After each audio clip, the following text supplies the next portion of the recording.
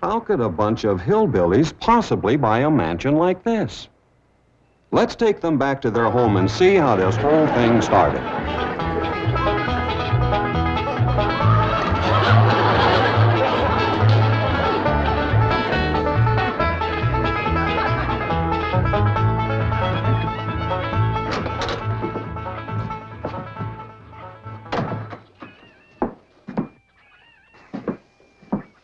Jed, you gotta do something about that young'un of yourn. How'd that happen? Fighting with a bobcat. Get hurt? I reckon so. It went limping off on 3 legs. I swear I don't know what I'm gonna do about that girl. Well, the first thing to do is to get her into a dress. She's getting too big to be wearing man's duds. Looky here. She's done popped the buttons off of her shirt again.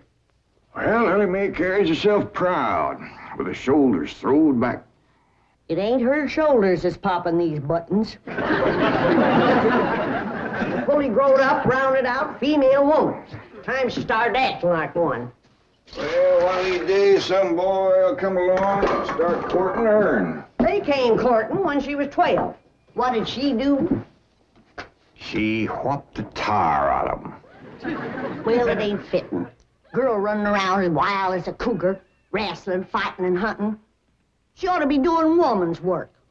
Helping me with the steel. Yeah, real? I'll speak to her. Oh, that reminds me.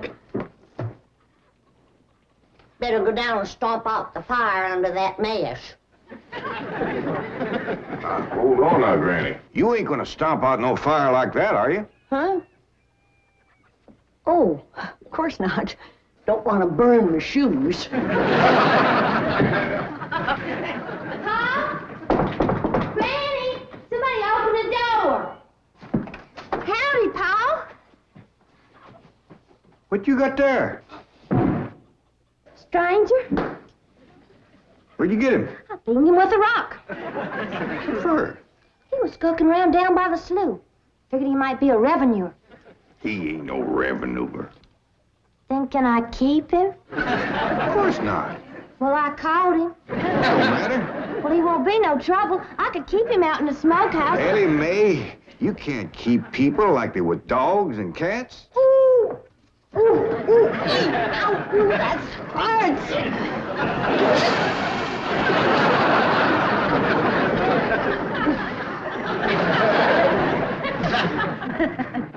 Who's that? Some feller Ellie found nosing around. Beamed him with the rock so it'd be easier to tote. Dear fellas from the petroleum company. What's a petroleum? I don't know. He asked me if he could do some wildcatting down by the slough. I said, help yourself. We're glad to get rid of the critters. What'd he say? Just kind of laughed. But the laugh's on him. There ain't no wildcats down there at that slough. No, it's too full of oil. Oh, what happened? Where am I? This here's the Clampett place. I'm Jed Clampett, my young and Ellie Mae, and Granny. Granny says you've been doing some wildcatting. There's no need to. Mr. Clampett, that swamp of yours is full of oil. I could have told you that. Well, my company would like to pump it out. Yeah, I like that too, but I just can't afford to have it done. No, you don't understand. You see, you wouldn't have to pay for it. Oh, I don't take favors from strangers. No, Mr. Clampett, you see, you're a very rich man. How big a rock did you bean him with? No bigger than a hedge apple. Listen, I've got to call my office in Tulsa. Have you got a telephone? A what?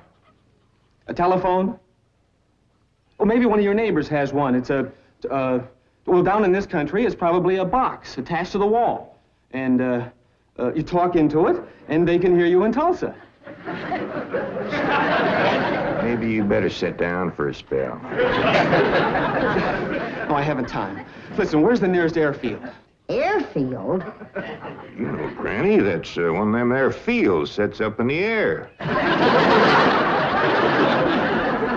Oh, never mind. I'll find it myself. Listen, now don't you sell that swamp till you hear from me. I'm flying to Tulsa.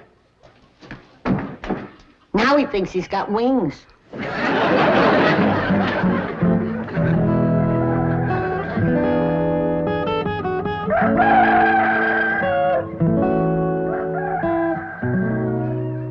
Morning, Granny. Watch them buttons, child. Granny! Them pigs of yours got into the corn.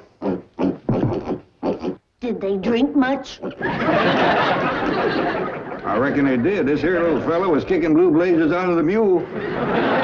That's the trouble with razorbacks. They such a mean drunk.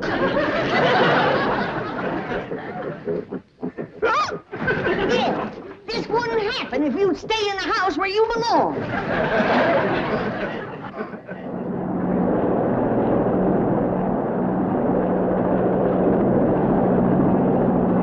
There it is, Mr. Brewster. On the tests and surveys, I'd say that's going to be one of the richest pools since East Texas. News like this is bound to get out. Let's go down and get Clampett's name on a deal. Where's the gun? Where's the gun? Oh, there.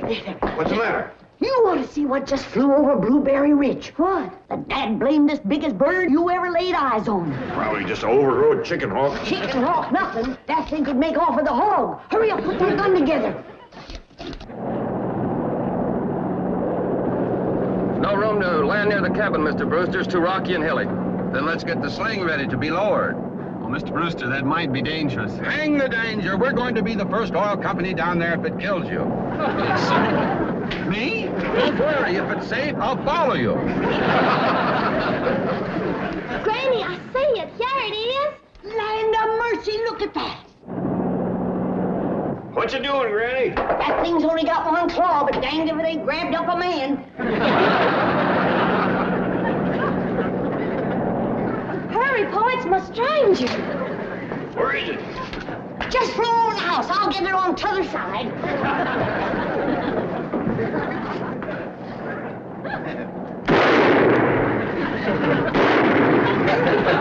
You kill it, Granny? No, but I made it drop that stranger.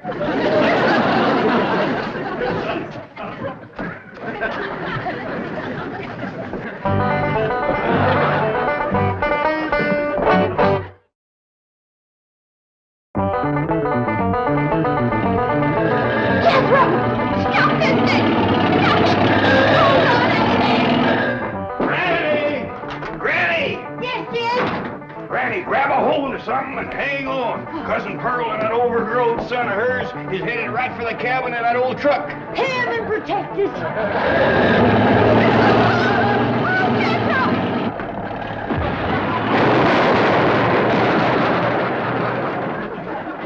Did they hit us, Jed? No, but I think they sure want the chicken house.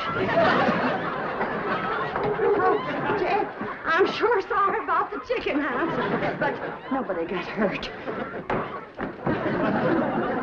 Jethro, I told you to get rid of them worn-out brakes. I did, Ma. That's how come we ain't got none. Get on out and lift the chicken house back on its foundation. Jed? Yeah. Jed, Ellie Mae came running over to my place, and she said you sold the swamp to some oil company. Well, yeah, I guess I did. What did they pay you for it? Well, he ain't paid me nothing yet. The Brewster fella said he'd bring the money later. How much they gonna pay you? Well, he said I'd depend some on how much oil they could pump out. Well, he must have mentioned some figure. What was it? Now, Pearl, you know that old swamp weren't worth shucks. Jed Clampett, you got slickered and you're ashamed to admit it. That's just what I told you. Granny, how much they gonna pay him? All right, I'll tell you. He said it runs somewhere between 25 and 100. 25 and 100? I know it don't sound like much, but Mr. Brewster seemed to set great store by the fact he's going to pay me in some new kind of dollars. There ain't no new kind of dollars. Well, it's new to me. I've heard of gold dollars, silver dollars, paper dollars, but he said he's going to pay me in, what do you call them, Granny? $1 million. Yeah, that's $1 million? it. He wrote the whole thing out on this piece of paper. Here, you can see for yourself. I don't know nothing about that kind of stuff. Let's see here now. Thanks in heaven. Granny, give me the jug. It's empty, but I'll fetch some. I'll go, Granny. Jed, you're a millionaire. A millionaire. Yeah, that's what that Brewster fella kept calling me. I didn't know just how to take it. He meant you're rich. Me? The richest man in these hills. Maybe in the whole state. Oh, Jed, you can have anything you want. Do anything you want. Go any place you want. Yeah, that's another thing he kept saying. He said he reckoned I'd be moving away from here soon. What do you think, Pearl? You think I ought to move? Jed, how can you even ask? Look around you. You're 8 miles from your nearest neighbor. You're overrun with skunks, possums, coyotes, bobcats. You use kerosene lamps for light. You cook on a wood stove, summer and winter. You're drinking homemade moonshine, washing with homemade lye soap. And your bathroom is 50 feet from the house, and you ask, should you move? Yeah, I reckon you're right. Man, be a dang fool to leave all this.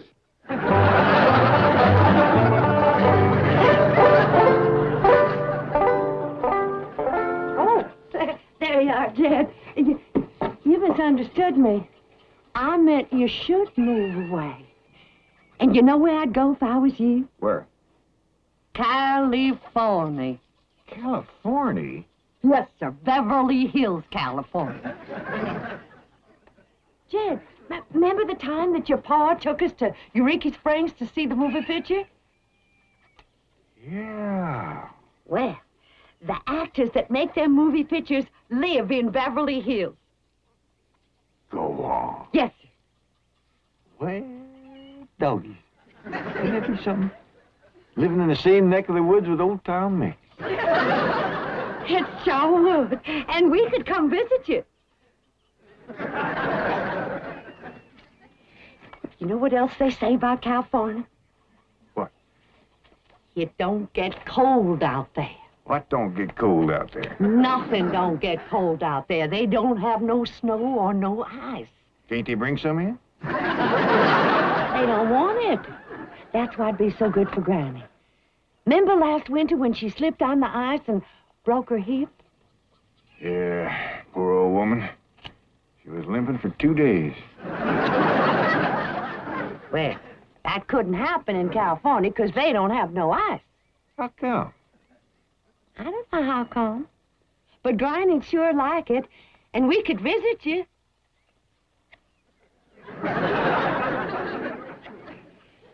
You know what else they say about California? Maybe Jethro'd know how come there's no ice. He's going to school. We could ask him. Jethro! Yeah, Ma. Come on over here. Speaking of school, Ellie Mae could get herself a fine education out there in Beverly Hills. Yeah, Ma? Your rich uncle's got a question he'd like to ask you. What rich uncle, Ma? Your rich Uncle Jade. Jethro? How come there's no ice in California? Don't look at me. I didn't take it. You big dumb. Well, I didn't, Ma. Oh, get out of here. Well, you always... I didn't mean I was saying, Jed, folks claim California's got it all beat. Why, things grow twice as big out there. Jethro would be a whopper, wouldn't he? He could help you move. He's awful handy at lifting and toting, and he could drive you out in my truck. I tell you what, Pearl. I'm gonna have to study on this. When that Brewster fella comes back, I'll ask him what he thinks. Well, your cousin is right about that, Mr. Clampett.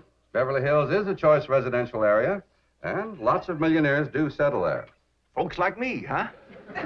Well, millionaires. And movie stars, too. Oh, yes, yes. Is Tom Mix there? No, I'm afraid Mr. Mix is dead. Oh? Oh, yeah. What's the matter with me? Remember, Pearl, he got shot at the end of that picture. Well, there are plenty other movie stars, and that's where Jed wants to live. Ain't it, Jed? I do like the notion of living in the hills. Never could stand flat country. Mr. Clampett, I think it only fair. That is, well, I think you may have a wrong idea about Beverly Hills. Is that where you live? No, my home is in Tulsa. Well, say, maybe you could get us a place there in your neighborhood. Mr. Clampett, let's not beat around the bush. You will love Beverly Hills. Then that's it. Can you steer Jed onto a good place? No, I can get the bank out there to handle it for him. He'd like a nice big place with plenty of room for his kinfolk to visit him. I would like a nice, roomy place if I could afford it. Oh, Mr. Clampett, with your money, you can afford the Taj Mahal. Okay, I'll take it. Well, no, you see, I was just making a little joke. Oh, well, go right ahead. Well, you see, the Taj Mahal is in India.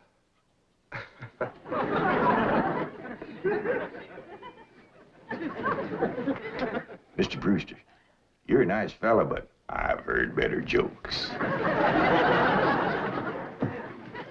Is the foreigner staying to supper?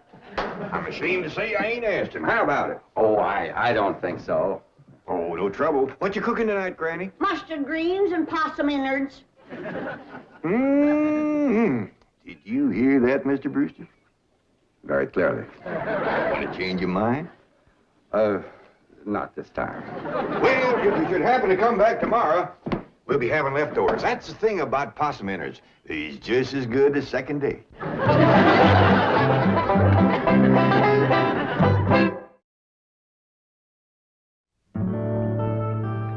Ellie, if old Duke sits there with you, there ain't gonna be room for Granny.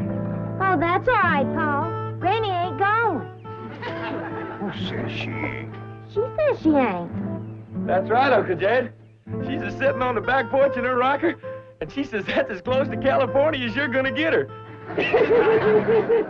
We'll see about that. Dang if I ain't got me the muliest women folk. We ain't never gonna get there.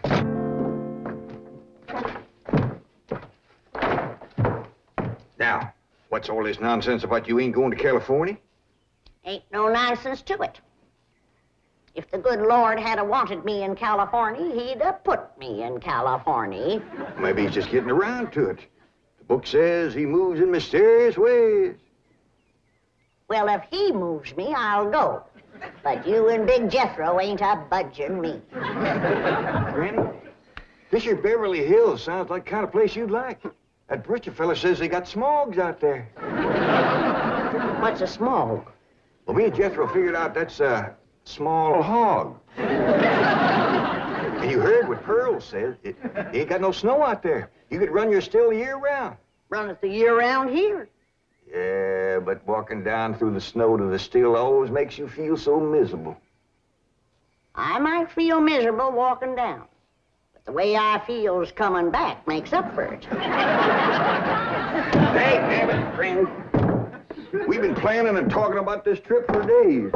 You never said you wouldn't go. Never said I wouldn't either. But that Brewster feller has bought us a house in them Beverly Hills. He sent our $25 million to the bank out there. Well, you just chase on out after it. I'm staying right here. And I ain't afeared neither. Granny, I ain't leaving you here alone. And I ain't a budging out of this rocker.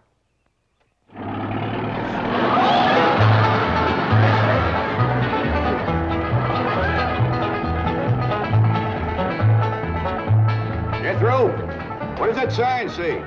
It says Beverly Hills. You hear that, Granny? We're there. They call them hills? Why, we got moles that can push up higher ridges than that. Well, leastways, it's hills. We'll be among our kind of folks.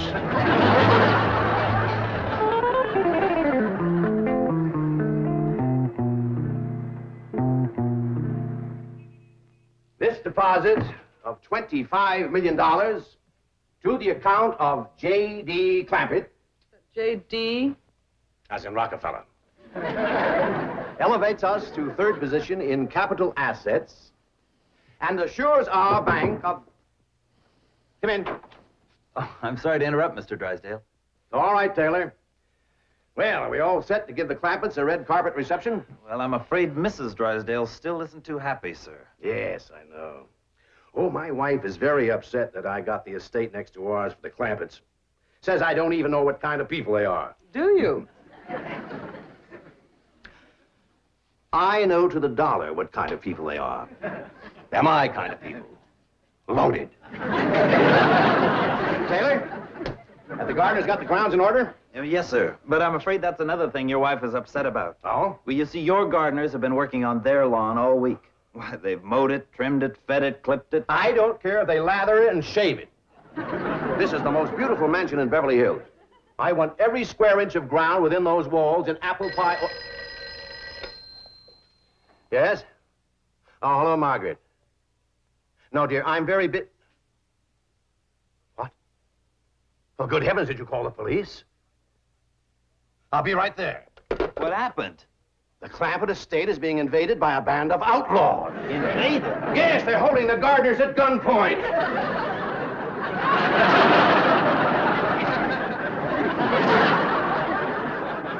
Sure is lucky we come along, we did. That's the truth. The way they were slipping through that gate, another 5 minutes and that whole darn prison would have been empty. Jethro, you sure that's a prison? Yeah, Uncle Jed. I seen pictures. Only thing is, how come there ain't no guards on them walls? Probably done them in with them knives and things. These killers, if I ever did see any. Fine neighborhood we's moving into. You hear that? Hot diggity, there's bobcats in these hills. I'm sorry. Somebody's calling the law. I reckon they's gonna be mighty grateful for what we done. Folks out here has got a strange way of showing they're grateful. You've locked up one of the richest men in the country. Mr. Clampett, I don't know how to apologize. I'm deeply humiliated. What have you cutthroats done with J.D. Clampett? I'm Jed Clampett, and I'd appreciate it if you let go of my Sunday shirt. You're J.D. Clampett, the oil millionaire? Yep, this here's my nephew, Jethro. Howdy. Quickly, man, unlock this cell.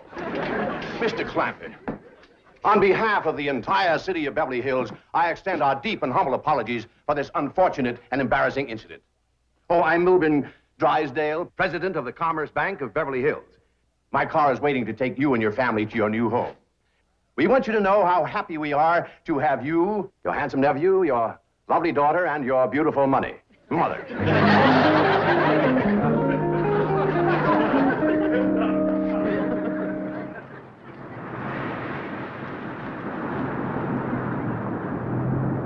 Wait a minute! Stop this car! Mr. Drysdale, you tricked us. You just took us out of jail so you could bring us back up here to prison. Head for the hills, everybody! No, wait! Come back! It's not a prison, it's your home! Now, wait! Mr. Clampett, listen to me! Wait! Come back!